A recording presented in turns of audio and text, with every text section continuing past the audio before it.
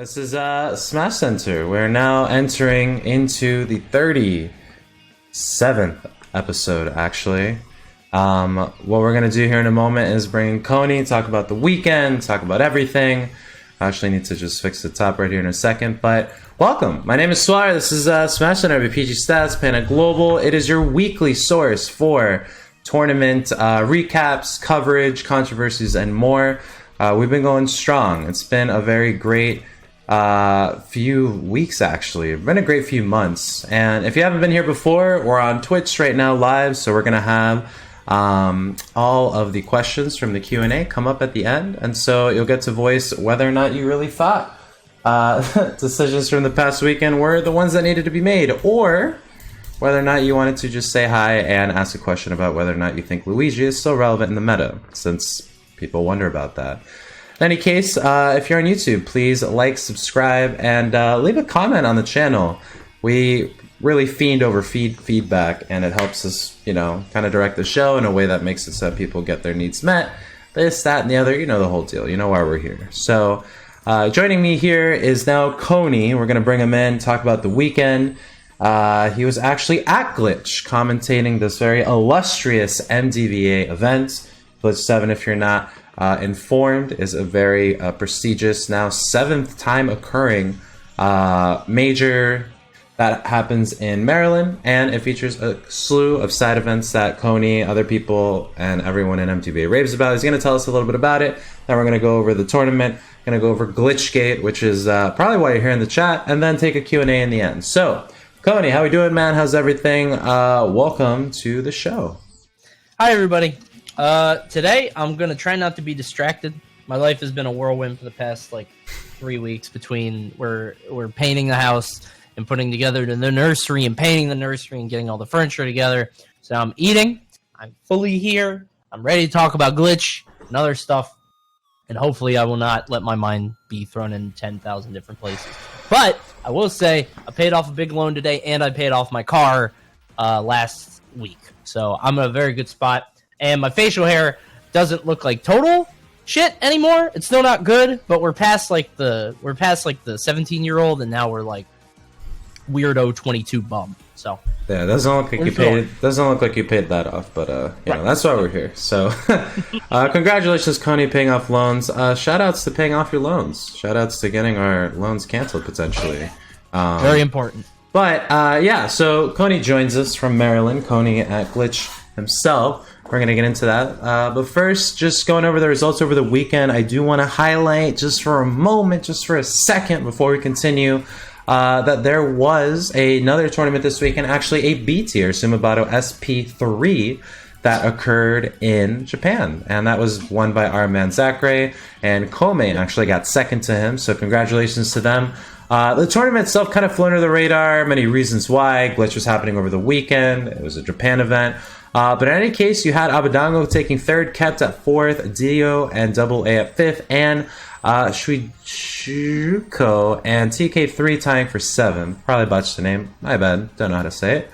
But in any case, that's a B tier in Japan happening, so we have events all around the world. Probably at least 3 to 4. I know that Tass and Stuart were telling me people who are managing the TTS. 3 to 4 events are added every single week. It might not be for the weekend of, but it is happening for that week or the one prior. So, heading into the main part of the show now, we are going to now turn into Glitch recap. Really quick. Or not. Who is Zachary playing? Zachary was reported as playing Robin Joker at the event. Kome Shulk, okay. Abadango had a Palu, Wario, and Meta Knight. Kept as Villager Isabel. Interesting. Dio was Snake, Double A was Shulk. Dio, I know, has made an appearance in the top 8 graphic, at least for us before, as far as Japan goes. And Sujiko, I want to say, played Ness and Lucas, Onut Boys, and TK3 had Crom. So pretty widespread. Seems like no one character is dominating any one tournament. So it looks like we're in a good spot with Ultimate. Ready to move into Glitch? Yeah, I just wanted to see if Zachary was sticking to the Rob, because I know a lot of people said that he was going to be playing mostly Rob. I didn't know if it was another Caprice, something that he was going to be playing for, maybe 2 weeks. But I guess he's sticking with it, and that's good, because I hate that character and I want him nerfed. So let's go to Glitch. So the weekend this past that we had featured Glitch 7, Coney. A lot of people were there. Well, we'll talk about Glitchgate after. But for the time being, Glitch 7 featured lots of great talent. Coney, anyone you want to comment specifically before we dive into this top 8? Because it's pretty stacked. No Europeans, no Japanese, no Leo, actually. Yeah. And no Mars, if I'm not mistaken, right? Nope. Mars was not in attendance. Okay. Cool. Tell us about it. Yeah, I mean, it's a great event as a spectator. Glitch is always a pleasure. I know NDVA's seeding has sometimes come under fire. Sometimes for good reasons, sometimes not. I've never heard of seeding not come under fire, let's be real. That's true, too. That's accurate. But I would give probably the biggest shout out of the weekend to Dark Wizzy, who consistently has been showing up. Didn't quite make top 8, lost to Tweak, and I forget who else he lost to, but it was in a nail biter. Nairo? I thought it was Nairo, but I didn't want to misspeak. Yeah, just mere inputs away from making it both times, but just couldn't make it work. I feel like every tournament for him is the potential breakout, and it sucks because, like, when you're in the moment, that ninth place feels like the only time you'll be able to get ninth ever. Because, you got through the bracket, you beat all these good people, and you'll never have that opportunity again. But the fact that he can keep his head up, losing to Tweak and Nairo, that's nothing to sneeze at. So I hope he can keep it up. Always like to see new characters in the top 8 also or around there, and Mario is definitely underrepresented. So big stuff to Dark Wizzy. Louis Money, Luis also having a good showing, and ZD actually popping off again. That's your boy. Somehow, yeah. Ninth place, almost making top 8 as well. Wadi did get 7th place, so a little bit of MDVA rep in there too. But I know ZD was a big deal because he lost to Ralphie on day 1, and a lot of people were like, is ZD losing really an upset anymore? Blah, blah, blah. And then he kind of, tore through loser's bracket, which is really good to see. So shouts to those guys. Nice, yeah. For what it's worth. Oh, he did get top 8. Sorry, Dark Wizzy. My bad. I was thinking of ZD. Yeah, I was going to mention, he got 7, not 9. Right, my bad. But, yeah, very good showing. Pretty much everything you said. Glitch is a very special event for many reasons. What's cool is that MDVA is kind of like the nice little crossroads between Florida and Tri-State / the Northeast, like New England. So you do have the usuals like Light show up. And a lot of Tri-State representation. It's a nice drive, bus ride down. SoCal, not too much. I mean, it's not really an event you'll see Larry typically at when Larry was Larry. And then even right now, I know that Void went, so that was cool. But, there's a lot of non-main events that happened. The Amiibo battle, did you get a chance to cast that, or what happened? No, I wasn't at that one. Okay. I think there was only one set that was streamed. Well, that's upsetting. Yeah, I think it got kind of sidelined. I think a lot of things were a bit off schedule, sort of uncharacteristic for. I think Glitch. I could be wrong, but I think that the event is usually run pretty tight. But this year, there are some problems because of contingencies in doubles, squad strike, and singles. Oh boy, they just couldn't match up. Yeah, who won squad strike? It wasn't Tweak, was it? Might have been Tweak. Okay. I couldn't tell you. Somebody in the chat tell me. I can't remember. I remember seeing a lot of the top 8 sets, but I can't remember who actually won it. It was Tweak? Okay, that's what I thought. Yeah, Tweak ended up going Banjo and other characters also. Using a lot of Banjo, though. That is like an event made for Tweak and an event made for Leo. Sure. So, diving into top 8 now, Glitch had a pretty, again, not surprising, just like the level that we're getting in terms of character diversity is not stopping. It is not stopping. It is not yielding. It is not, there's no pattern. I mean, there's patterns by tiers, but there's no sort of dominance. So ESAM, of course, took the whole event. Very big deal for him. ESAM hasn't won a major of this scale in a while. We're talking potentially even Brawl Days and Smash 4. I think the peak of his career was likely, if I'm thinking hard enough and looking at the Smash Wiki in the side. I don't think he's ever won an S tier, ever. Yeah, And S now or I guess A. he still hasn't. Yeah, But I know. we'll talk about that. But we made sure of that. No, I'm joking. But yeah, I mean, it's not sure. I'm trying to think of events that he really popped off at. I mean, obviously he's played Melee, but he hasn't ever been that high. A Smash 4 event proper that he's won. I mean, he's always been at the Dream Hacks. I'm looking here. Don't really see anything. I mean, he did win a flat iron. ESAM has been historically the BC tier sniper. He, being able to travel a lot, have that sponsor flex. He attends a ton. But in terms of everything else, like the Genesis, the Shines, I mean, he's only ever really cracked 7th, top 16. So yeah, Dreamland, CEO Dreamland, if you remember that business venture, 5th. And then everything else, it's like top 16, top 16, top 16. So this was a huge deal. Also Pikachu, so incoming memes about Pikachu. But Light with second. Light being at second, pretty nice to see, pretty cool. Reminding us again and again that his Genesis 6 performance was not a fluke. Now 7 months after the fact. To Buzz. Second is super cool too, because like he fell off for a while. He was in that like 13th to 17th range for quite a bit. And I think people sort of forget that, but he's back on the up, and it's not because Fox got any kind of love or anything. He's just figured it out, which is really good to see. Just Fox. I don't even get it. I mean, what would Light be like if he played Joker, honestly? And then we got the Buzz, like I was saying, with Rosalina and Olimar. Interesting how that Rosalina keeps coming out. It used to kind of be a meme, and now it's just not. It's here to stay. Yeah. And Olimar is being Olimar. Naro with the Palutena. We didn't see any switches to anything. We didn't see any glimpses of Zero Suit, really, unless it was like in a pools match or maybe for a game. We saw Ganon. We saw Ganon, but no games. Same story with Peach. Solid, consistent. I think like Sam's almost like, lack for a better...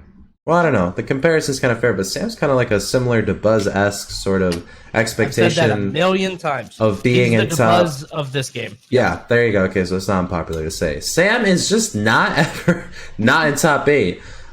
He is every now and then in top 16, but he's on these graphics more than any other person, I believe so. Tweak rocking the trainer and the banjo, and then Dark Wizzy and Waddy taking that 7th. Waddy getting the MDVA power up, because I don't think he's done as well as he did here in quite some time, right? Not that I'm aware of, but I could be missing something. Pass pacement, like run it back, he was there, he got 3rd. Right. Like not anything crazy. So not a huge thing. Yeah. Yeah, so that pretty much covers it. Then of course, not forgetting, okay, the top 16, Jen repping Tri-State, Jackal repping Tri-State. The Palutena and the Wolf, Void, Sheik, and Pichu. I'm reading Void, Theorycraft Sheik more and more online, and then actually putting the work in and getting these results. But I personally can. Like you said earlier, ZD got 9th, and then we got Cosmos, Leon, Salem, and Wishes all tied for 13th. Cosmos, still on the Inkling grind. Best character in the game. Leon with Bowser. And then Salem giving us those, giving us a snake. And Wishes giving us a Joker. No more trainer. So hats off to him. Gotta change with the meta. Seems like Joker's the play, and I don't think I disagree, honestly. I don't know, because I think trainer's fine enough. I think Wishes is just playing whatever he thinks is strongest at the time. I don't think there's a consideration of like this is where the meta's going. I think it's just like he thinks. Because remember, he played Inkling before any of that, and he sort of saw the writing on the wall in a lot of people's minds that, okay, Inkling's kind of, maybe they're going to have the Ness effect and kind of fall off. So he went from Inkling to PT. PT looked very strong, and then I think he's sort of calling that now, too, where he's like, I think PT's sort of going to fall off, because you see a lot of people on the rise with him. Obviously, Tweak's playing it, Pandarian, Puppe, people like that.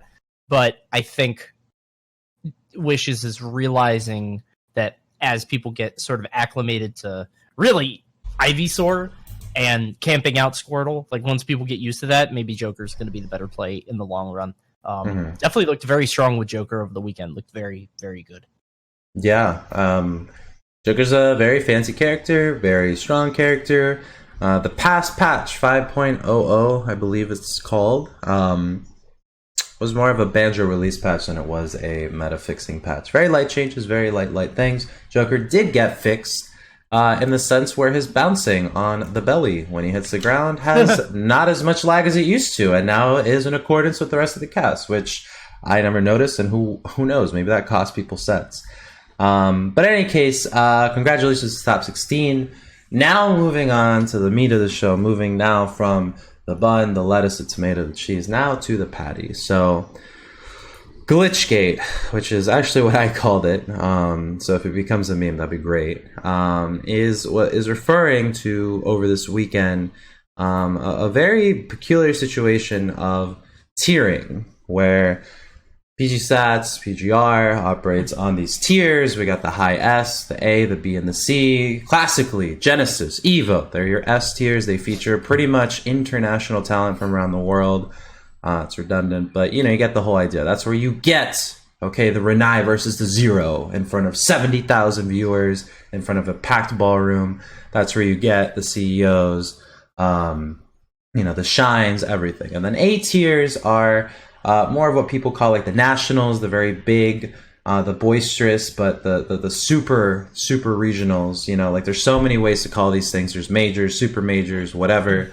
And those events have typically been ones that, feature like the region that it's in and everybody around it, aka basically glitch. Okay, because that glitch, just to be transparent, there was no Japanese, there was no Europe, there was no Leo, there was no Mars.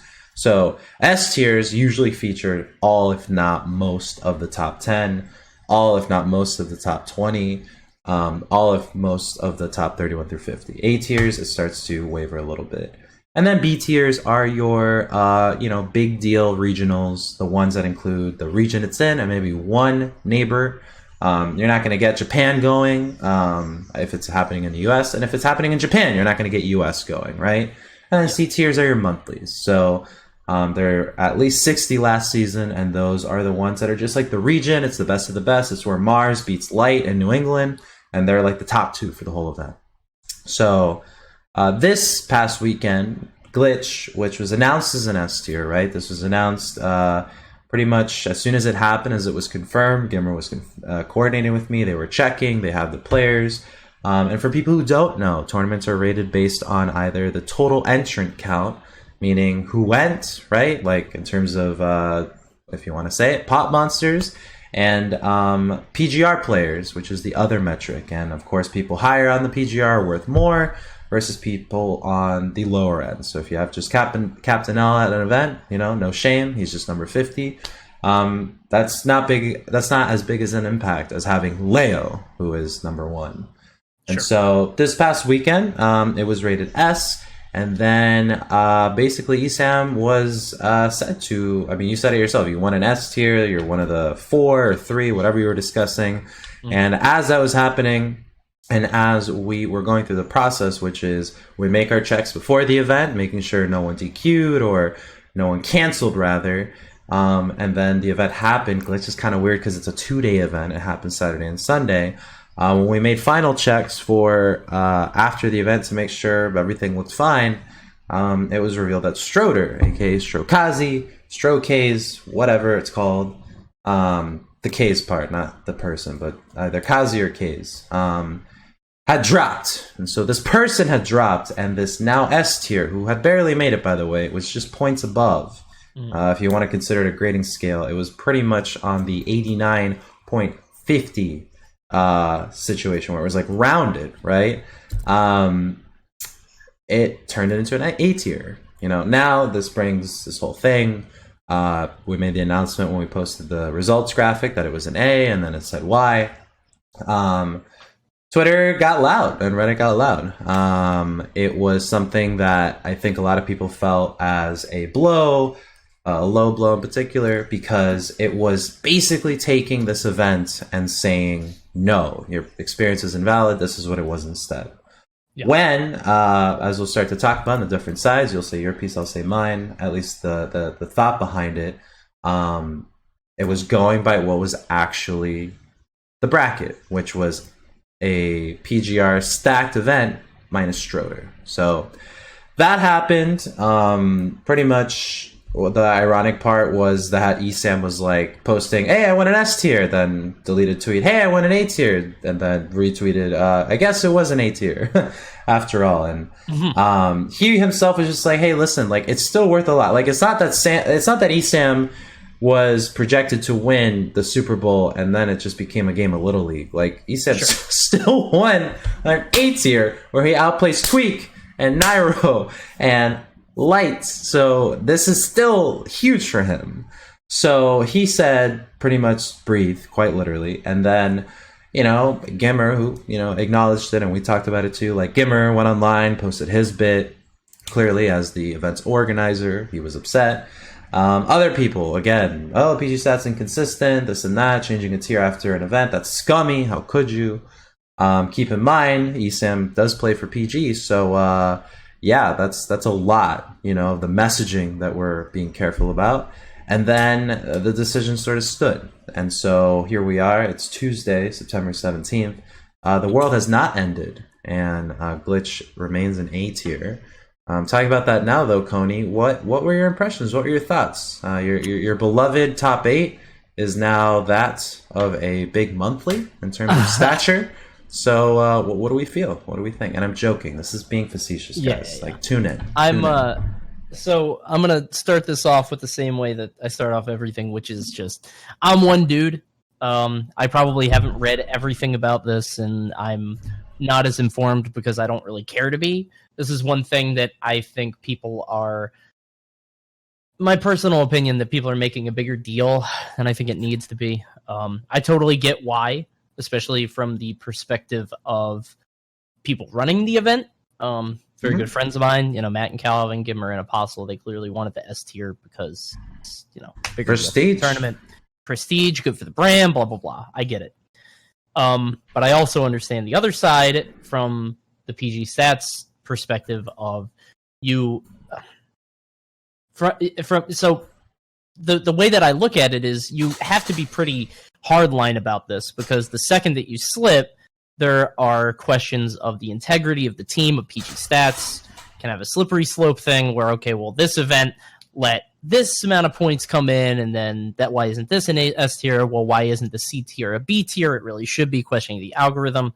And I mean, from the very beginning, you guys are always going to have, and by you guys, I guess I mean Panda too, because I'm on the team, but PG stats will always be sort of under the microscope in looking at how they engage with PG as a whole. So you don't want to invite cynicism about, okay, well, they only let it stay in S tier because ESAM won, or you don't want to say this person got X amount of points more because he won, whatever. So just to get that off the bat, I think that's fine. That said, it is my personal opinion that once the event is locked in, it's locked in. Okay. I think once registration closes and people are, once the event is, pretty much set in stone, I think it should maintain whatever status that it had before. I get the arguments against it. I get that, let's say it's happening in Genesis time in January and flights get canceled. Maybe it's Frostbite. A bunch of top players don't show up. And then, I don't know, some guy in area 108 gets an S tier win. But I don't really think we can... It is my opinion that is such an unlikely scenario, and I don't think it would be enough in the long run to really hurt the integrity of PGstats sort of as a whole. I just think it should be locked in. I get that Schroeder couldn't go, Elegant couldn't go, some other people. And I get that also the letter is really just a marketing thing, and that being an A tier as opposed to an S tier doesn't really mean anything in terms of the algorithm. It just means something in terms of public perception. And I think all this buzz around it is probably going to have the opposite effect, where, I mean, more people are talking about the tournament. It's not like going down in terms of buzz. So that, and then there's the question, and maybe this got debunked, I don't know, but I know that there was all the questions about MomoCon, because MomoCon is a free to enter tournament, which has an insane amount of entrants, and then, of course, free to enter tournaments means a billion. Free to DQ. Right. Yeah, like you're not playing for 3 rounds. So that's kind of my issue with it. and again, maybe that got debunked in a tweet thread and I missed it, but I know that I'm being especially even-handed, but this is because, as I say on every episode of the show, Smashers are really, really bad with nuance, and I'm trying to make it clear there are opposing viewpoints on this. I'm just a commentator. I'm probably as ill-informed as anybody else, but I believe that it should have stuck because that was the registration sort of as it closed at the time. That was the expectation of the event. Okay, so thank you for pretty much providing an outline for what we're about to unpack. I know I talked a lot, forgive me. No, it's perfect. Also, shout out to Curly in the chat. He is a bracketologist from the FGC, so I know I'm going to get critiqued on anything that has to do with that if I misstep. So welcome, Curly. It sounds like, so let's start with the facts. It sounds like earlier you were describing an extenuating circumstance. That's going to be a Genesis situation where you have maybe the top 10 seeds, which almost happened at Genesis 5, cancel, right? Thereby likely, which it would then, this is why the system was created the way it was. General entrant counts or PGR players. The highest score of the two determines the tier. We're in a weird spot where in Smash World, marketing, player acquisition, getting 20, 30 of the best is easier than getting 1,200 randoms. And I say randoms because these are people that, like, you know, they're here to play, right? They're here for the experience. They're here to have fun. They're not eating to play, to sleep, to wake up to do Smash, right? Sure. So that is the route many people take. Many orgs, we've seen it. It's not even shameless. It's not shameful. It's just how the market engine works, and that's what we're going to talk about in a second. Like the PGR being also a marketing engine, which we don't regulate necessarily, and so. The route of the player is what usually people go for, the PGR player. And so if Genesis, the top 10 seeds did drop, listen, there's still 2,000 people that are still there. It'll stay in S tier. But Glitch, which featured just over 500 people, does not have the wiggle room, the leeway to afford, in this case, even a single lower 30, lower 40, I don't remember what stroke haze is right now, drop, at the whistle of the bell, the bell, the blow of the whistle. And so here's the other issue that you're talking about: what we do, what we don't do, and whether or not we do it repeatedly, aka consistency. Momocon, with its hundreds of DQs, actually, yes, reportedly hundreds, it was an S tier, and people felt a way about it because it's a con event, meaning convention. It's not a scam. PB&J doesn't do that. But it's not an SNES or whatever it was in Connecticut. Yeah, so it's not a con, but MomoCon also historically has been in a weird SmashCon-esque, while not being SmashCon, gained the reputation of being a very highly sought out event.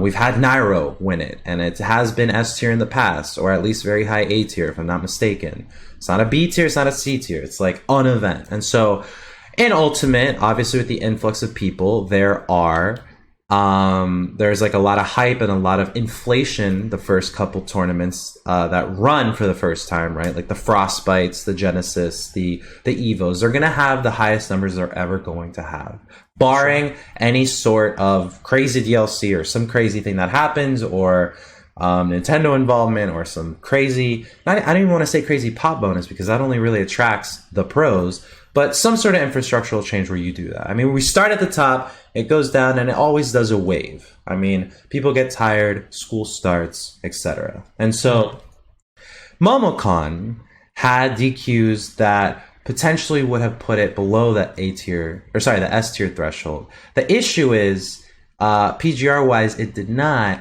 And the other issue too is like how DQs are tracked, how that's measured. We didn't really have the necessary answer to confirm all the DQs that happened at MomoCon, and this is why. Many of the people that were quote-unquote DQ'd in the bracket show up as still playing each other.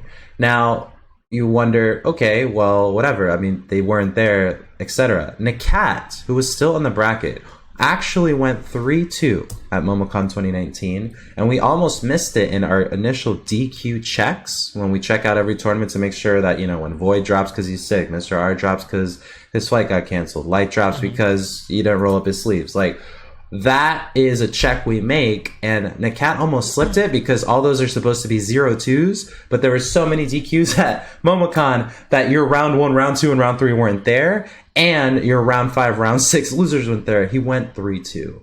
So the feasibility of checking it at that time, it just wasn't there. We didn't have it. It was something that, yes, could have been done, but the resources we had, listen, we're trying to add a context and add regulation to an unregulated esport. Like, sure. We make mistakes, and I'll own that. I'll name it. Like, we made a mistake with that. However, the argument that, well, they didn't drop it for MomoCon, we're not dropping it for Glitch, a lot of people said it, like, 2 wrongs don't make a right. Like, if it clearly, in retrospect, retrospect's 2020, if MomoCon should have dropped, you know, and again, I haven't gone to, like, back and see whether or not it truly was, but it does, the fact remains, like, there were a lot of DQs, many hundreds, right? For Glitch, if our goal as PGstats is to be the ranking body that operates off rating as accurately as possible, right? Keyword accurately as possible, then we abide by those goals by making sure that all events, all players, all sets are reflected to the best of the accuracy of the bracket, the community, and us. So if by the standard, right, you're getting on a roller coaster, if you're not this high, or if you're not high enough to ride, tall enough to ride, like, you can't get on. That was unfortunately what happened for Glitch. And so Stroder, like Strokazi, he missed the, like, it's not his fault, right? I mean, it's not even like, I heard like people were chanting this. I mean, dude, it, like, we named him, singled it out. If Nairo dropped, Nairo would be the person named. I mean, people were going to ask anyways. And so with that happening, it drops to A.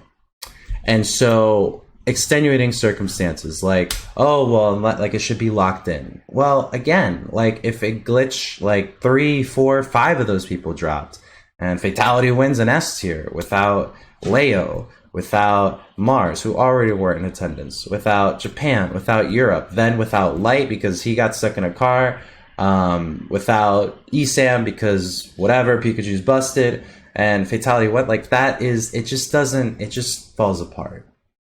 And here is where the whole thing gets to a point where it's like, okay, we are this ranking body, but then also it's just a letter. But then for other people, it's not just a letter. I mean, I sympathize with Gimmer's point. It is very big to say that you hosted an S tier. It's very big to say that this weekend there is an S tier.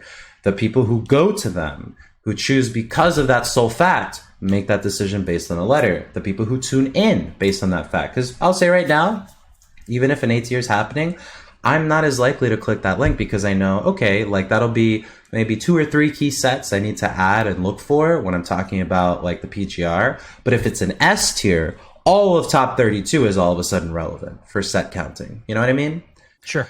So how do we grapple with that? And here, the ironic part is that, you know, you're faced with this ultimatum: keep it an S tier because that's what you said it would be, or make it an A tier because that's what accuracy lies in, or ESAM's the PG player, so what are the optics of us keeping an S tier that's not actually called an S tier by the numbers, and it's our player right there? You know, it's like, if there was ever a test of PG bias, which I think we've passed for now 4.5 years, I hear you, it's ESAM not getting an S tier win by whatever it is that we say. And so MomoCon, extenuating circumstances, the marketing part, that pretty much results in that decision being made. Now, I hear people, and I read a lot, and it's interesting because, like, you know, what was awkward is, like, why did they announce it after? Well, here we are. 2-day event. You know, on Twitter, you usually look out for any sort of, like, situation that happens, like Supergirl Kells is posting that a Canadian flight is being held in embargo, whatever, like, you see, right, when people are missing those flights to Frostbite. And so nothing was really on the radar. People was kind of conducting themselves. And then the news came pretty much as ESAM won. And so that's unfortunate. And so it's not, you know, calling it what it's not for the night, and then all the media and then all the buildup that starts the next day. Oh, ESAM won an S tier, blah blah blah blah. It's like we just had to cut it immediately and not give any more time than it needed to the decision that, like, yes, it dropped. Yes, we didn't announce before the event. Yes, these people were playing with it being an S tier in mind. But then comes the fact, as you said earlier, that it is a letter just to you and I, but for the algorithm, it's just points based. So ESAM popping off right now, tearing up. I mean, was it for an S tier? Was it because he did it with Pikachu? Was it because he finally beat Light in a situation like that? I mean, all that and more, it's really up to speculation. But for the algorithm, the amount of points he got is still insane. It is a high A tier. It is a would have been low S tier. And so he's not getting any of that taken away. Nairo, where he placed, Dark Wizzy, where he placed, they got all the points they were going to get anyways. When you change from A to S, it's not that you all of a sudden jump and leap. Like, it's a spectrum. We just arbitrarily assign for a letter grade what these would be so that people in conversation could say, hey, gonna see you at that S tier this month? And you're like, yes, I registered. Or, hey, are you gonna go to that A tier in Wisconsin? Yeah, it looks hype. Instead of, hey, are you gonna go to that 2,147 point tournament in Nebraska? And you're like, no, I don't go to Nebraska. You don't go to Nebraska. So that's how it started. And all this situation told me, before I throw the ball back in your court, all this situation really taught me is how misunderstood the system is that we've made, and also how much work we have to do to make sure it's communicated correctly. Because again, I'll own that. Like, letters and points and Smash is moving too fast. And someone said that online, like, Smash is moving too fast to follow as a competitive thing because there's just so many events. And on top of that, like, we're trying to add all this language to it. So it's difficult. And I appreciate people who are, like, still supporting us since day one. I appreciate people in DMs dropping and saying, hey, thanks for the hard work. I know it must be hard. Yes, it is hard. But also, it's like for the community and, in a sense, by the community. So we're trying to be a reflection of the community, not prescribe anything. And in this case, Glitch lost it. Stroder or not, whoever it would have been, anybody who would have dropped or gotten sick that morning, that would have been it. So on your side, Coney, what's good? So that was a lot of ground, so I'm going to try to think of it from the beginning. So on the Momocon point, that's a point well taken. I would say that if this was the same PGR season as the Momocon thing, it should obviously follow the same precedent and it should stick. But if the goal is over, having an iterative sort of algorithm and for us to, learn from mistakes and figure it out, that totally makes sense. I get that. And I think that's the best way you can handle it, is just say, okay, well, this sort of unprecedented thing happened. We didn't want to do that again, whatever. On the letter thing, it really does sound like a difference in perspective, and I don't think it's something that can be sort of like you can rationalize either way. And I understand from your side as the director of PGstats, you have a specific sort of objective in mind, and because of that, it's extremely important to you to remain impartial, to remain objective. You want to keep the integrity of that as much as you can. I personally think still that it should sort of be locked in. I think that those extenuating circumstances, like, you can't account for all of them. And I think that one freak tournament or two freak tournaments or whatever, I get that is a possibility, but I seriously don't think that could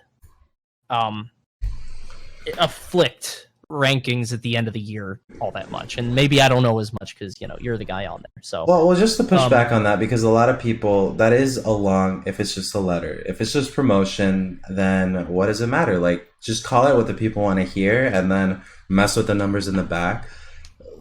The sort of like precedent that starts to set and the sort of things that we want to avoid is like not even gaming the system, but just like the system is its own entity and you don't touch it. Yeah, like it starts to become this thing where, like, okay, how are we going to address these tournaments and what language are we going to use towards them? And then also, what is the messaging for tournaments that are already at that S tier and earned it, where someone or another tournament just barely skirted by? Like, what does that do for the branding of the Genesis, of the Evos? Yes, they're untouchable. Yes, they're up there. We know. But again, like, people are even upset that Glitch was an S tier in the first place, believe it or not, before Glitchgate. They were like, how is this even counting? I even see in the chat now, people are upset, or not upset, but just like surprised that main stage is an S tier because there's like 300 or so, plus or minus 50, whatever it is, entrants registered. And again, 273 actually, if I'm looking, those terms were defined. PGR players, which they have a ton of because everyone's trying to get into Summit, or entrants. And so main stage, could it lose its points if a plane doesn't make it to the tarmac on time? Yes, it could, and that would be sucky. And there have been things before where like, well, why do we know about these things happening too late? Or why are there too many S tiers? Or why are there too many this or that? Like the thing is like that is the nature of an open bracket system like Smash is. Like people register, people drop in all the time. And it's hard because we're trying to give it structure, but also like it doesn't have structure at the root of it at all times. So in a league, you wouldn't just have the Super Bowl and not be called the Super Bowl the morning of or the day after. And when people draw those comparisons, they're misguided because there could not be more different, you know? And retroactively, like Curly was asking, like, does Momocon now get docked for the DQs and become an A? I mean, we haven't gone back to a past PGR and done that. Is that the right choice? I mean, it seems valid, but that's people power now. And like, that's like a priority that we have to either decide whether or not it's important or not to divert those resources towards it. So like, again, like because Momocon got rated, Glitch should stay. I don't think so. Like, and we didn't, you know, because of that. But you were saying. I hear you. I totally get why, again, from your position as the director of PGstats, you would feel that way. I just, and when I say this, I'm not talking about you or how you feel or anything like that. I don't care. Like, from an outsider perspective, I don't really care if people call into question the integrity of the algorithm. If one person drops and then it's technically an A, but it should be an S. I don't care if people really fret over the fact that you're one top player off. I don't really give a shit, but I get why you do. Because you're supposed to, because you run it. But it's my opinion that that stuff it's an algorithm that we maintain and we sort of, it's as community driven as anything else that Smash has ever put together. We kind of figure it out as we go along. Same thing as we've done for Momocon, same as we've done for items off and turning off Frigate Orpheon. So it is my opinion that we just say, okay, once it's locked in, it's locked in. You let it rock, you roll with it, you learn for next season. And I think I just feel like this could have been sort of a learning opportunity where we say, okay, this was an S tier on this season, much in the way that the Momocon thing was on last season. We will address it in the future, and on future algorithms. But for now, we're going to let this stand as an S. I get that you want to get in front of it, because I know that you would have wanted to get in front of Momocon or any other issue before you got it. I just don't think it really needs that level of immediacy, but I could totally understand why you do, and that's kind of why. Like I get it, and I don't want to talk too much in circles, but I totally understand, and I get it from pretty much all sides on this. I just think that if it's just, you know, if Stroder DQs, that's one thing, but I know that there are some people that were, and I know this is sort of a tangent, but people were talking about Smash Camp, but they're like, oh, well, should that count? That was something else too, dude. Yeah, not people related, are like, if he's playing a dumb character, context. What's his context? Not everyone knows. So Smash Camp was an event that happened over this weekend. Melee event. I don't think was it an invitational? No, but it was actually in the woods. Pretty cool. Right. So it wasn't invitational, but the idea was it's a camp, right? And everybody goes to a tournament in the woods to play Smash. Yeah, and it's to play Super Smash Brothers Melee, and it's great. But it was always sort of regarded more as like a vacation than a tournament. So people are getting blitzed, people are hammered, people are playing secondaries and tertiaries, and then people are saying, well, should these wins count? Because everybody's clearly screwing around. Should it count if Tweak is playing Banjo? Should it count if it's Smash the record? Right. Should it count if it's STR? Should it count if Nairo's losing on Ganon? Like, he clearly didn't try. I think that gets into a weird thing. So if you're saying should it count, and I get that it's a different thing to say should it count if Stroder DQ'd or if he didn't, but I just sort of see those things sort of in the same vein. I don't care if he DQ'd or if he made it or not. He signed up and he was there until the day of. So that's sort of how I look at it. But again, I'm not the guy running PGstats. I am much more, You're a civilian. You're a civilian. Yeah, and I'm also not really, I don't know, I don't care about the people. So, like, if I was running, I'd be like, yeah, this is an S tier, I don't care. But I think that's a position you can't hold for very long if you mean to be in a position like yours. You kind of have to hold yourself to a higher power. And you have to, like, if you build the robot, so I built this rankings robot, he makes rankings for me. If you go in and tinker with it, then you're in a weird Mary Shelley kind of way, you're playing God, right? So maybe don't do that. Maybe just build the algorithm, fix it up over the off season, and then just leave it alone. So I get it. Like I said, I kind of disagree, but I'm not gonna throw a hissy fit about it like I have felt some people have. Yeah, the decision whether or not it was the one that should have been made, I think won't be seen again for another season. Right. I think that if it comes down to it and at the end, like, for whatever reason, it's Mars or Tweak going over Leo and it was this tournament that determines it because of their absence or not, like, then that's just going to be like anything else. Like, when things like this happen, we didn't make it an A tier because ESAM won. We didn't make it an A tier because it was this person or that person. Like, it's not targeted. Just like nothing's intentional after it happens. Like, people get upset about that all the time, and it's just like not only confirmation bias, but a little weird of a expectation that like this happened because this, and it didn't. So I respect the disagreement. I mean, the biggest thing is like it's not just the rankings robot, it's like the marketing aspect too, and like that part we try to not mess with. And I think this season is the first season we really tried to start to announce that tournaments are hitting a tier, and we don't even link, or maybe we do, I think we do the hashtag, but we try to not promote, we don't try to promote tournaments outright. Like, we just say like, hey, this hit this tier, this hit that, because like it gets messy. Like, well, why aren't you talking about the A tiers? Well, why aren't you talking about the B tiers? Like, even on Smashcenter, when I don't talk about like a C tier that happened and who won, like people get upset. No, like rightfully so, because this is a platform and who and what gets attention matters, and it's like partially an endorsement and this and that. Like, it's odd because we're both. And really, we're just trying to be one, but because we do that and we do it so well or so badly, it messes with so many other things. We have to be careful. And most of the careful and most of the care comes with just being as consistent as possible. And in this case, it was like, all right, if the shoe fits. And unfortunately, it fit on an A tier. So opening up Q&A now. Thanks, Coney, for the perspective. Sure. I think that, yeah, I mean, like, what we can agree on the most is just like the reaction being overblown. I mean, I think as soon as something like this happens and it turns into like now it's just calling us rigged and stuff like that, I appreciate comments like that. It just tells me more about where the community's at when their feelings are, I guess, not even hurt, but just like when they're taken by surprise. And we try to not make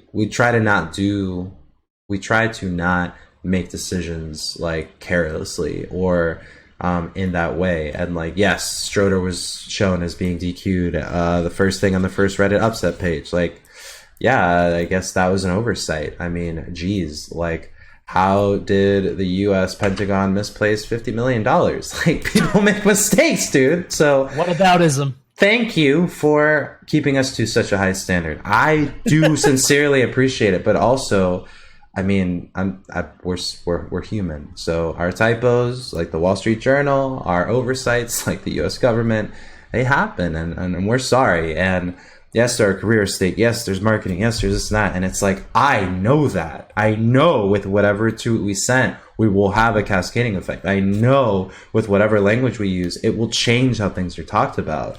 That's why we go gradually. That's why we go based on feedback. So if you think it's like for any one vendetta or agenda, you're wrong. If it was to make ESAM look as great as possible, it would have been a triple S tier night of.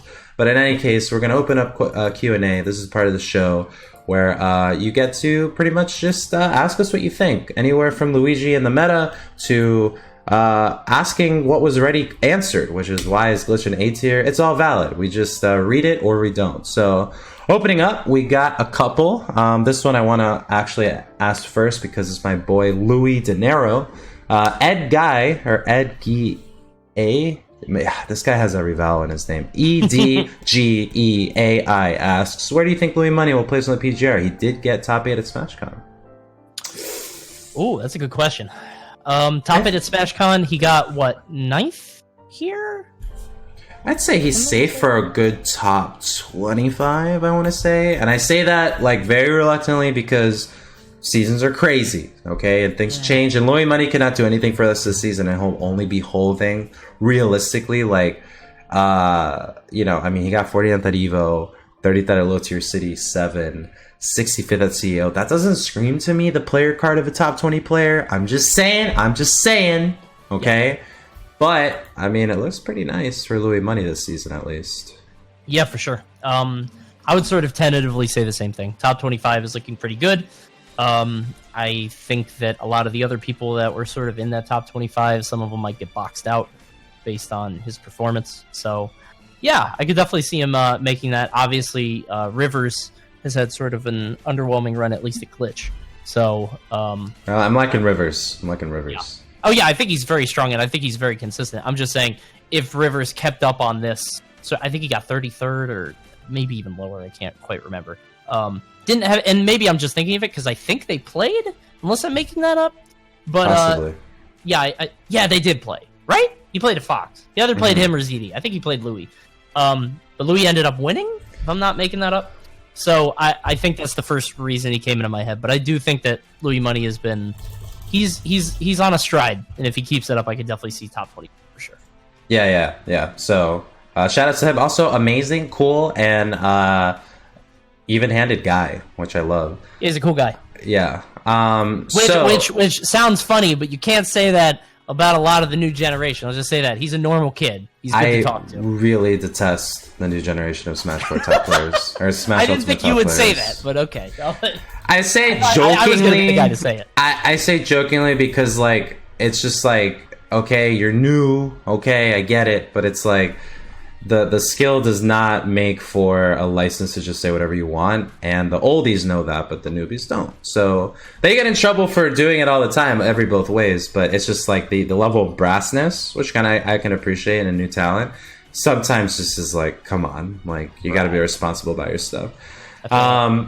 So I want to address this actually because this tilted the mother expletive out of me, and this is actually something that someone brought up in the chat, which was Turin MC saying, apparently according to Twitter, PGstats, this is a quote, PGstats offers a free sponsorship consult meeting for free agents that make top 8 at an A tier or top 16 at S tier. I saw that on Reddit. So because of this, the change to Jackal and Jen are now ineligible for that. And Turin goes to say, so the labels matter a lot for them. I went to that. I was on Reddit when I read this, and I was like, a thread. Consult meeting?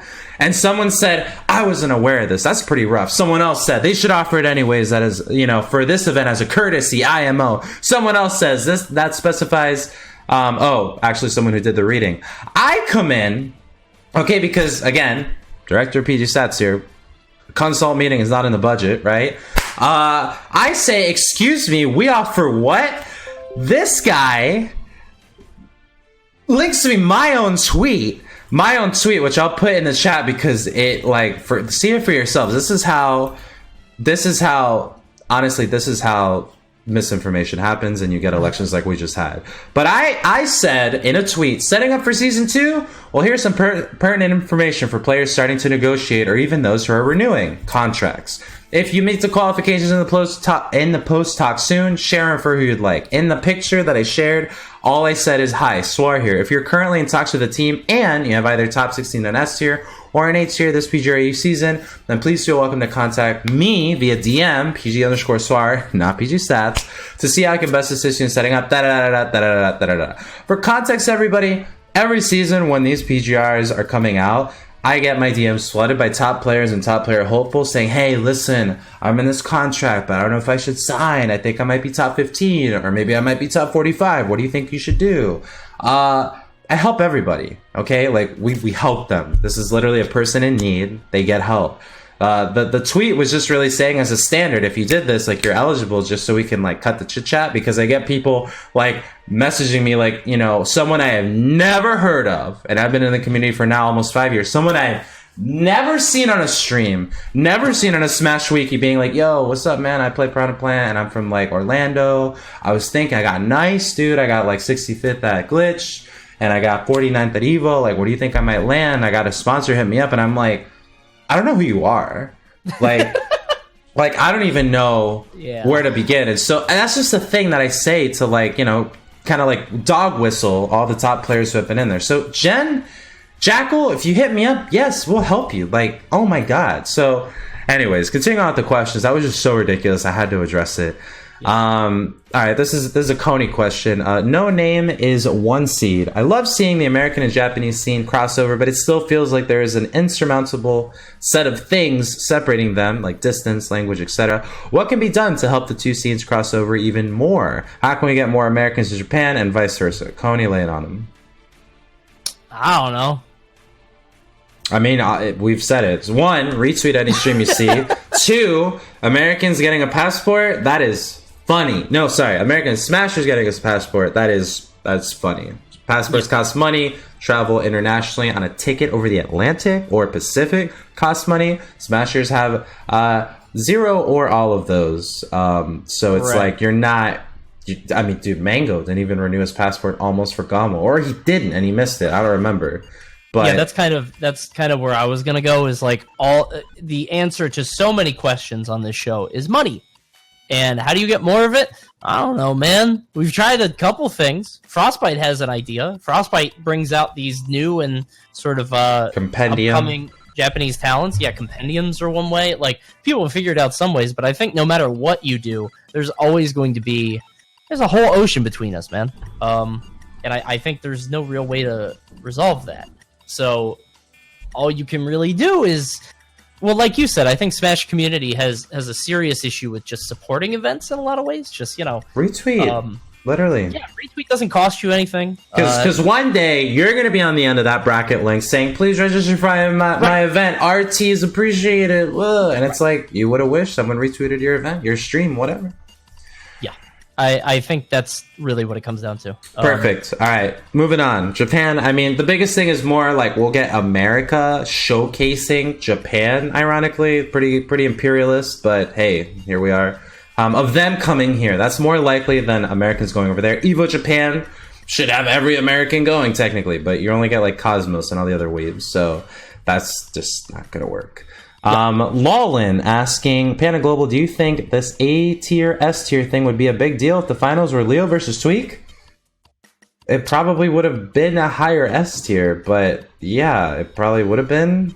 I mean, if Leo was there, it would have been an S tier. Listen, the worst possible person it could have been if they won, besides Dark Wizzy, and I say that lovingly because Dark Wizzy is very, how do I say this? Dark Wizzy likes things to be the way he expects them to be. There we go. And I think like a surprise at that out of left field would have not worked out. If Nairo would have won and we took that, quote unquote, took it away, since he technically never had it, but if we took that away, Nairo Nation would have, I don't even know. Oh God, could you imagine that? There'd be no PGR. It'd just be the NRG. That's it. But yeah, I mean, listen, it's like if it's easy, like it's kind of funny. Like I feel like half the community didn't even want ESAM to win an S tier. He said himself. Okay, he said himself. And then the other half is just mad that it's like it changed in the first place. So people were just mad to be mad, and then also mad in general. So it didn't make for a good recipe. But I don't know. I also feel like Leo Tweak would have been like, okay, it wasn't. Like, Leo and Tweak are the last to complain about things having to do with, like, stages and characters and everything else, because they're the ones winning. So, food for thought. Other question. Do you see any, or do you want me to read the next one? Sort of to go on top of that. Oh, okay. That's kind of a good rule to follow in general. If you're complaining about seating, if you're complaining about stages, if you're complaining about characters, if you're complaining about what events are or aren't, just win, man. So many of your problems could be solved if you just won. You know? And like that's not to say that complaining is a bad practice, because obviously, like, Leffen complains. Yeah, but if you're a chronic complainer, Leffen has he complains for change. He complains. His for change. brand is that he complains for change, and he's usually right. Yes, I see a lot of people that complain for themselves, not necessarily. And Leffen usually is a vested interest, but I genuinely think that a lot of the time he does mean the right thing. Like and I don't know why that is, but I do feel like he's trying to do it for sort of the greater good. But when I see you complaining because you got 16th seed instead of 13th, like, you just want somebody to yell at. You know what I mean? Yeah. And usually the loudest one in the room is the weakest. So yeah. That is just a great rule of thumb, great rule of life. We do have a question here from Legorhin. Wow, what a name. Would you ever consider making a squad strike ranking if it got more common as a format? It's not out of the question, but listen, you know who's first in line? Doubles. And I haven't seen too much doubles, so I don't know. Doubles has always been said to be like, hey, we should have a doubles ranking, but there's no static teams. I mean, PewFat is more of a static team than the entirety of any Ultimate or Smash 4 doubles team combined, right? And that's from another game. That's from Melee. Squad strike is cool because it is person to person and not anyone else. But you would have to have like squad strike happening for every tournament that singles happens, and that's just not realistic. So I don't know. Maybe there's something one year where squad strike does become the thing, but for now it kind of looks like it's not. No, you can't force it, and that's really what it comes down to. Is like that could happen, but unless it does, like, we're not gonna make it. You're not gonna make it happen. It's either gonna happen or it's not. And right now, it doesn't. Yeah.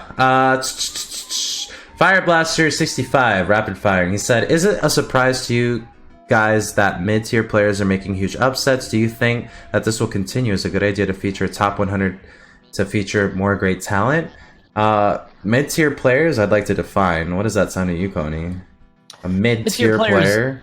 I think somebody like, and I don't want it. This is no shade, but I would consider when I think of mid-tier, I don't think of mid-tier as in like actual mid-tier. I think of like a top 32 perennial talent. So somebody like Goblin beating Tweak. I think that's who he's talking about. I would assume anyway. I can't think of any. Like, when you talk mid-tier as, like, a mid-level player, that doesn't happen. Mid-level players are guys who are getting, like, 129th at Nationals, you know? Maybe, like, a B-lister. I think, like, an S-lister is, like, a Tweak. An A-lister is, like an ESAM, right? I mean, like ESAM is gonna obviously push my face in if we play it, and all of this chat, and most of this chat in a, multi-man Smash. In the world. Yeah, but like we're talking about like a level of play, like no mid-level like player. Like 28,000 people were in the first season of PGR. Number 10,000 is not taking a set off anybody. But B-listers are more of like the new up and coming talent or the old guard that hasn't found a way. And I think for that, like we're not. I don't think there's justification for a top 100 to maybe feature that one or two or a couple. Like, I don't feel like right now anyone is getting shut up from the PGR that is supposed to be there, and that is a hard stance to take. That is a hard stance to take, but make the case for someone who you think should be in the top 50 that wasn't last season, that deserves it so much that we need to open 50 extra spots. I feel that. No, I absolutely agree. I've seen people say that Ultimate needs a 100. It's too stacked, blah, blah, blah. I'm like, why? Like, maybe it's just because I've always felt like I'd rather have a top 10 of a region than a top 20. That is your stance, yeah. Yeah, making PGR should be aspirational, and you can be very good without being on the PGR. And that's the other thing. You don't need that license. I mean, geez, okay? Like, we know, but the PGR isn't a measure of the best players in the world. It's a measure of the best players in the world who competed in a season at these events for that set amount of time. Well, on top of that, too, if the whole point of this, well, not the whole point, but if one of the points of the PGR is to offer a system that is objectively able, we can point at this and use it for player sort of leverage and getting sponsors and making deals. Do you really want to tell somebody you're the 79th best Ultimate player in the world? What are you going to get? You're going to get the same thing that you would get anyway if you didn't have that 79th, which is probably a jersey and $10 a month. Like, I don't think it's gonna help anybody. I think it's gonna go in more Twitter bios and never get seen. Yeah, that's true. I don't think we need a 100. Frankly, I don't know if anybody needs any game. Maybe as a retrospective, kind of like what we did with Smash 4, I think that's fine. But for being actually in it, no, I don't think so. Yeah, on top of that, dude, you're already talking about more ties and more non-international interactions between the players that's why Area 51 is defined as a group. Nobody is that statistically significant. At that point, whatever it is that you cough into the algorithm, it'll change. Mostly 65 through 100. If you value the placements more, it's not nothing we'd be proud of to show. And also, listen, your boy, your girl, if they're gonna make it, they're gonna earn it. Not because there's a deadline extension. Do it right the first time. Sure. Sounds cold, but listen, it's been years, and nobody made the PGR by us making concessions. People made the PGR by being the best, actually. So final question, because we hit that hour mark and I want to go. JK Sonic 15. How do you see Smash Summit 2 playing out this time around? Coney, thoughts? Well, for perspective, Smash Summit 1 featured a lot of regurgitated PB&J lines that were uttered by Melee players who, shout outs to Chillin', no hate, and Vish, and whoever else was there, ruined most of the event, if not all of it. You want to know what it is? They'd never heard that stuff before. Yeah, so it's so funny to them. Heck? Yeah, I know. Yeah, it's very funny to them. But then anybody that has been in these rooms with Ultimate people immediately oh god, it's a virus. Yeah. Tidor. You know they're getting infected. So, at least they didn't learn about Tidor, if I'm being real. Oh my god. I have to live in that damn region. So I think they're gonna get away from the Melee thing. Not totally. I really, and I think a lot of people kind of came down on Summit initially for the sort of Melee slant, and I think in retrospect, I hope people are able to see why that it was a good thing. Yeah, I think it's a good thing. It was. I'm saying hopefully people see why. Yes, yeah. I think it back then it drew a lot of ire, but I think as we move forward, we can kind of see that it's sort of I don't know. It was, if nothing else, kind of a show of goodwill, because there's always this weird tension between Melee and other games. I get that some people thought that, it was just sort of doing it for the money or whatever, but I genuinely think it was a good decision, and I'm glad that they did it. But I do think they're going to get away from it this time. I don't know if we're going to see anything like auto invites for Leffen or Armada or Mutaking or anything like that. Yeah. I thought it was bold as heck for Slime to start out with just making it MK Leo only. Then they had to tweak. But that was bold. Every other spot up for grab, I mean, let the games begin. I'm happy for that. I think that's the right play, because in a game that's so fiercely competitive, I really like his decision to not sort of auto-invite people and sort of invite that conversation of, oh, well, he's inviting the gods of Ultimate. He's inviting Samsora and Dabuz and Nairo. No, there are no gods in Ultimate. Leo is clearly first. Tweak may not clearly anymore, but he was second for a pretty long time, and he's second on the rankings right Tweak's now. Nice. Tweak is nice. Tweak is very good, yeah, and I don't, obviously I'm not taking anything away from him because he's probably my favorite player.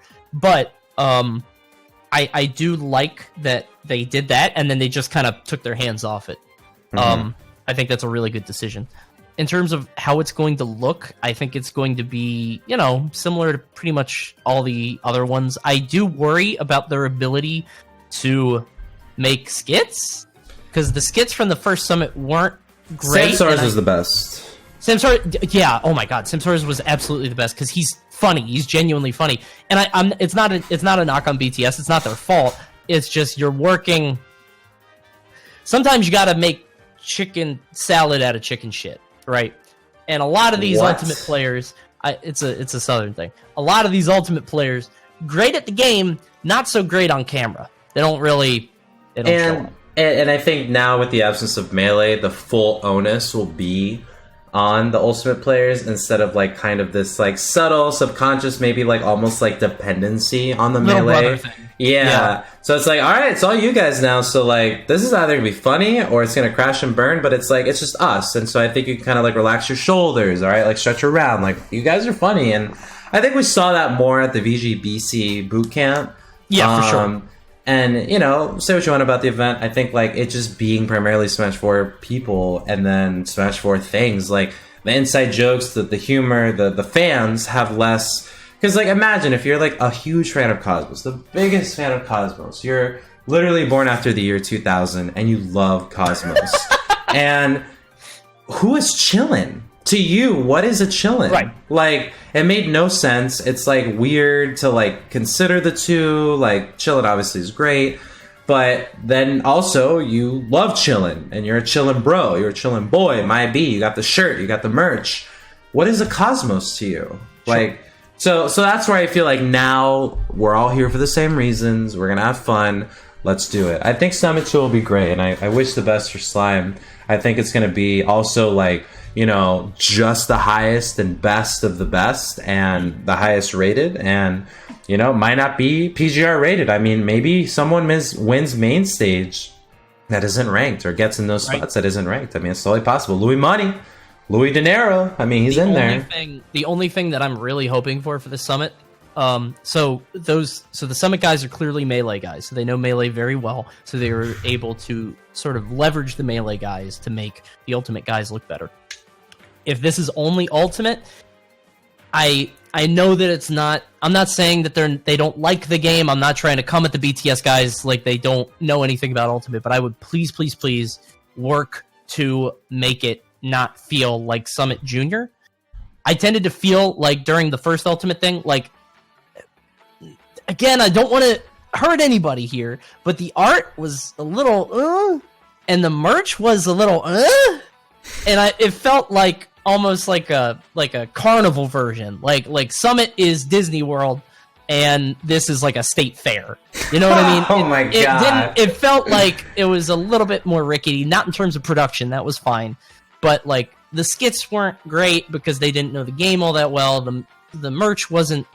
Like, the best merch that they had was that hoodie with the red and blue, which I could probably buy at H&M for $30. Like, it didn't feel like a real endeavor to them. Or for me, anyway. Whoa. So I hope that it sort of... I hope that they attack this with sort of more fervor. And I totally believe that they will. I have no reason to doubt them. But again, I just know that they're really passionate about Melee. I don't know how they feel about Ultimate, but I hope that they take it. Because I think this can take off. I really do. And maybe even in a separate way from the Melee thing if they treat it right. But that's just sort of how I see it. I am clipping this and sending it to Slime. I think it's good feedback. I mean, yeah, like...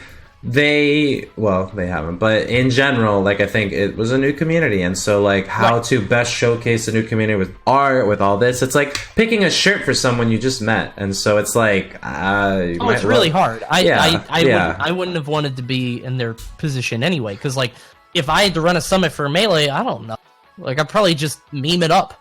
Like, I just, like, oh, Mango likes to drink, huh? Okay, drinking merch. Axe is really nice. How about a smiley shirt? I don't know. Like, yeah, and so I think, like, the first summit was the worst summit because the second one will be better, and if there's two, one is better than the other, and as a superlative, it's just, that's how it is. It's first year on the job, first year at anything, first time it'll be your worst time, and so... Yep.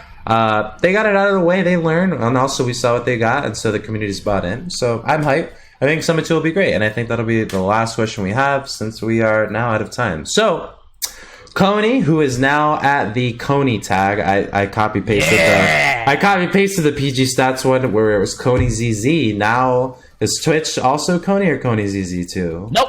Just Coney on everything. The Z's are gone forever. And then you're getting confused with an FBI agent too? Oh my god, dude, I get that every day. Coney? Yeah, I'm getting... Coney? Yeah, everybody... I got a tweet today that was like, Coney knows exactly what he did. He's not standing for justice. He's standing for... I don't know. You should retweet that. I don't want to get too annoying with it. Actually, you know what? Don't, because we live in really weird times, and there might be bots. Dude, I'm just saying. I've seen, if you've ever gone in a tweet thread for some of those political posts, like, it is. Yeah. It is. Yeah. Anyways, thank you everybody for coming. Coney, any final words before we close you out?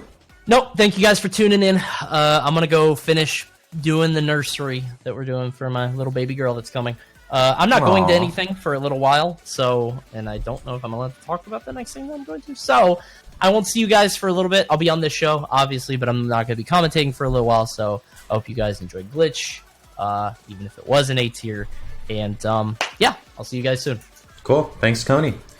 All right, you heard it there. This is now the end of Smashcenter 37. Yes, that is fixed. Listen, if you're stuck around this long, you know that I'm pretty upfront and forward, and also first to say, like, this is hard, but you all make it worth it, and I appreciate everybody that comes on the show, everybody that supports the PGR, everybody who rips on it. It actually gives me amazing feedback, and the team. So stick around, it gets better every time. And the next event, at the bottom, it's been rotating, or it was before. Main stage is happening this weekend. It is an S tier. It's got 270 something people, maybe 300 now. It is high octane. I mean, it is a very big major. Japanese will be there. There's a lot that's happening. And the top 8, 6, however many spots are going to make it to Summit 2. So we may be looking at some new people that are going to shake things up, or we're going to get what we've been getting, which isn't so bad because it is a different character winning a different major. But I don't know. People always want to see the great guys lose, the good guys, the good girls, and that might happen. So in any case, Smashcenter 37, thank you for listening. We're on Spotify, we're on iTunes, we're on YouTube. We just finished our Twitch show. And tell someone you love them. You know the deal. Go ahead, have a good night, and we'll be seeing you in exactly 1 week. Hopefully, I think we're going from Mondays to Tuesdays. A little bit easier with the travel, a little bit easier with the Monday blues. So catch you then, see you then, and love you then. Bye.